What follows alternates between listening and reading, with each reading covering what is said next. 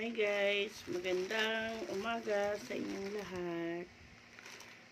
Magandang araw din o magandang gabi sa inyong lahat. Matagal-tagal din tayong hindi nakapag-vlog. Matagal-tagal din ako hindi nakapag-record para sa inyo. Kasi medyo nagkasakit tayo. So, ngayon guys, mag-haul ako ng mga in-order ko sa Shopee. Ano po to? Mga ibibigay ko dun sa friend ko, best friend ko nung college. Magbe-birthday kasi siya this coming Sunday. So, matagal-tagal din kami hindi nagkita. So, bigyan natin siya ng gift. Kahit papano at saka hindi naman siya ganun kamahal. So, yung importante yung paano mo siya naalala tuwing birthday niya. Tsaka alam niyo guys, medyo nagkasama kami ng loob noon ng ilang years. So, iyon guys, medyo offering lang siguro to guys.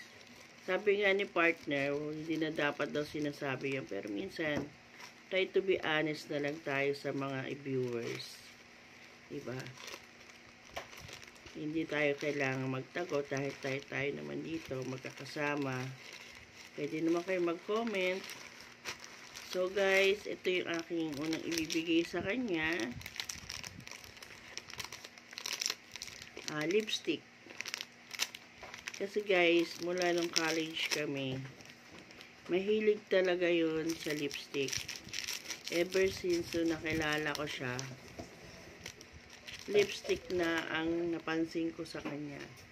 Ito, ano to, red na red siguro to. Kasi red yung in-order ko. Ewan ko lang kung ano yung binigay ni seller. Tignan natin guys. Ayun. Ito ang binigay. So, okay na lang din sa kanya yun. Hindi naman siya kaputian na babae. So, pwede na sa kanya to. Mahilig talaga yun sa lipstick, guys. So, yan ang una kong gift sa kanya, guys. Lipstick.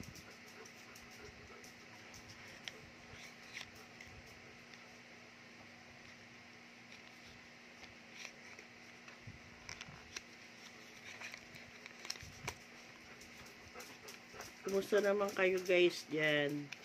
Ilang araw din ako hindi nakapaghatid sa inyo ng mga vlog ko.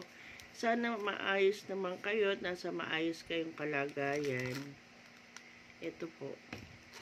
So, ang next haul natin para sa kanya ay lahat ng binili ko guys sa Shopee. Ano to? Yung tawag doon? Ano to, yun yung mga napapansin kong kailangan niya at saka yung gustong-gusto niya guys.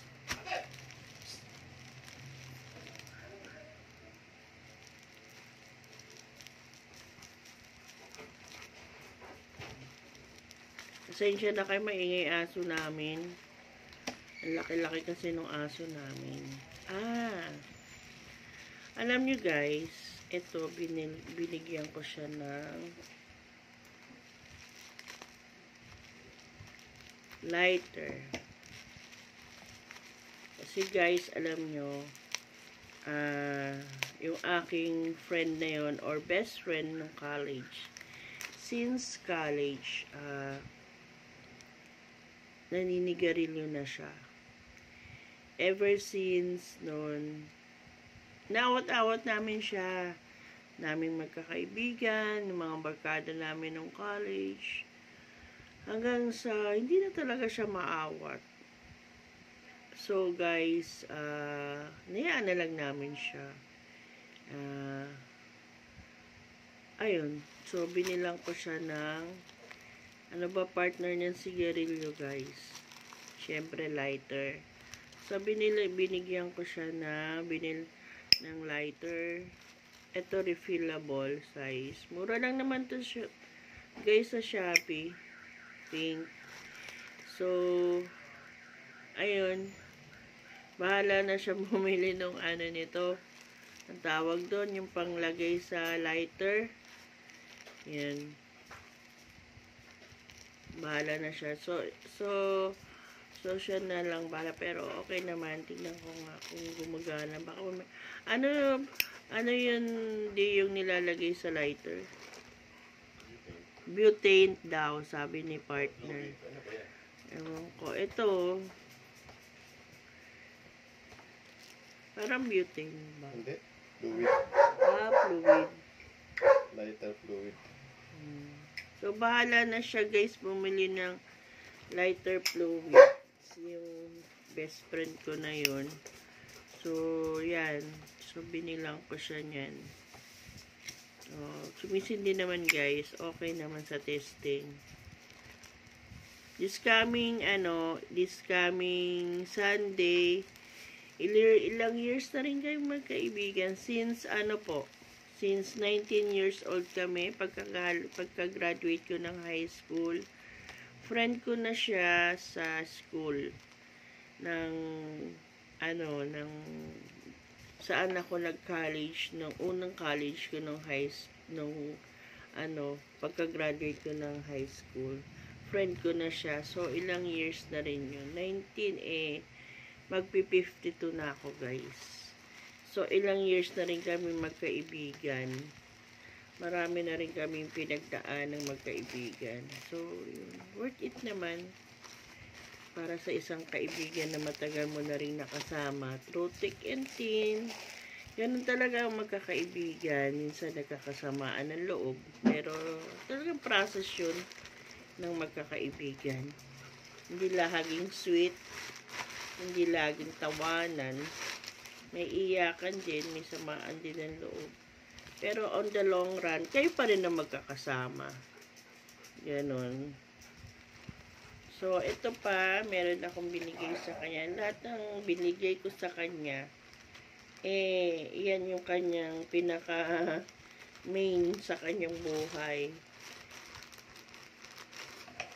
Kasi sa tagal ko pong kaibigan siya, alam ko na yung gusto niya ba. Kumbaga mawala na yung iba, wag lang yung mga yan. Yan. So, ito, yan natin.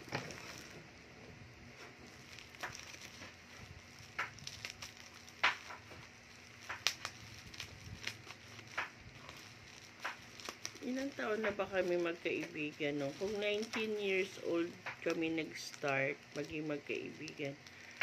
52 na siya sa Sunday. So, mga 30 years na rin kami palang magkaibigan mahigit. So, hindi na masama. Nabigyan ko siya ng mga ganito lang bang maliliit na bagay. Marami na rin kaming pagsubok bilang magkaibigan na pinagdaanan. Ganun talaga.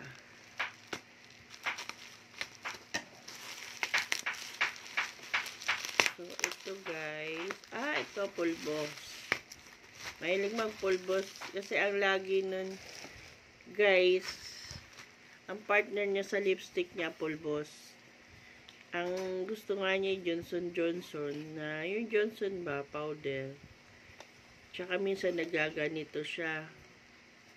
Minsan naiinis na kami magkakaibigan sa kanya kasi kung magpulbos ba parang yun yung parang andun pa, parang dikit-dikit yung pulbos. So, ayan. Napansin ko sa kanya yon. So, ayun. Binilang ko siya nito. Ayan, guys. Ayan. So, hindi naman siya ganong kaputian, pero pwede na sa kanya yan.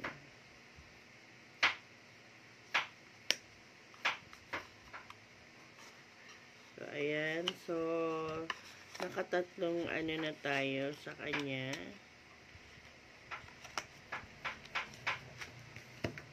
At ang aking pang-apat at panghuling ano sa kanya ito guys, wait lang.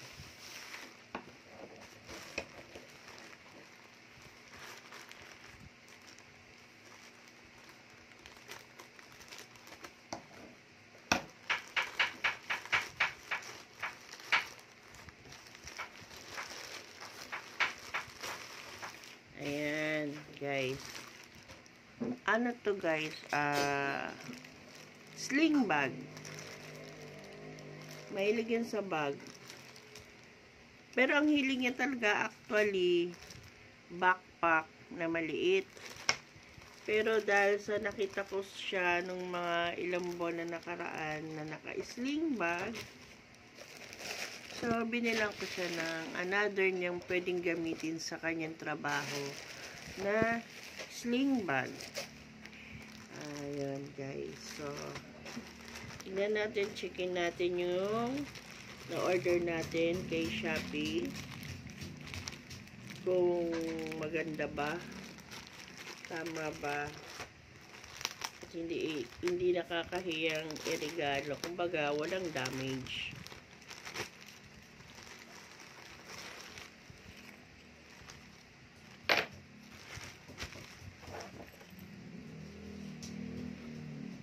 At tignan nyo guys, o diba halatang ano, Shopee, Chinese, ano to? Shuasha. Shuashan, ewan ko, hindi ko na siya mabasa. Ayan guys. So, mahilig din siya sa black. Yung kaibigan ko na yon, mahilig siya sa black color. Ayan. So, black ang pinili ko para sa kanya. So, ayan guys.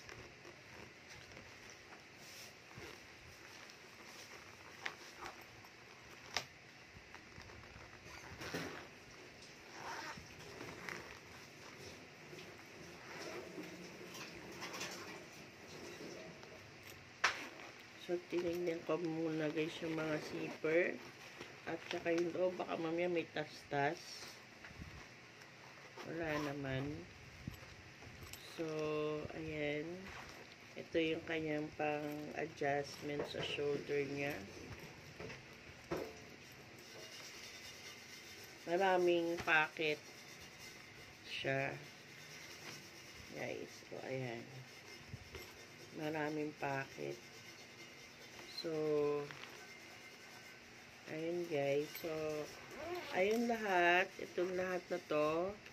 Ito, yung ating pulbos. At yung kanyang lipstick. At ang kanyang partner ng kanyang hubby. So, yun guys. Yun ang ating ibibigay sa kanya itong Sunday. Actually guys, hindi daw siya maghahanda, pero wala siyang magawa dahil pupunta kami ng mga kaibigan namin sa bahay nila. At kaya mapipilitan talaga siyang maghanda para sa amin kasi minsan-minsan na lang kami guys nagkikita-kita kasi syempre may mga kanya-kanya na kaming buhay. Tsaka may kanya-kanya na kami mga priority sa buhay. Syempre family yun. So, yun lang guys ang ating haul for today. At saka yung vlog ko. At asahan nyo, everyday na tayo ulit mag-vlog para sa inyo. Para malibang naman kayo sa akin. At sana matuwa naman kayo. Pasensya na kayo guys sa ilang araw na hindi ko pag-vlog dahil ako po ay nagkasakit. Maraming salamat sa mga nanonood sa akin. Please like and share and subscribe po. Tapos, see you next vlog guys. Maraming salamat. Thank you. Bye.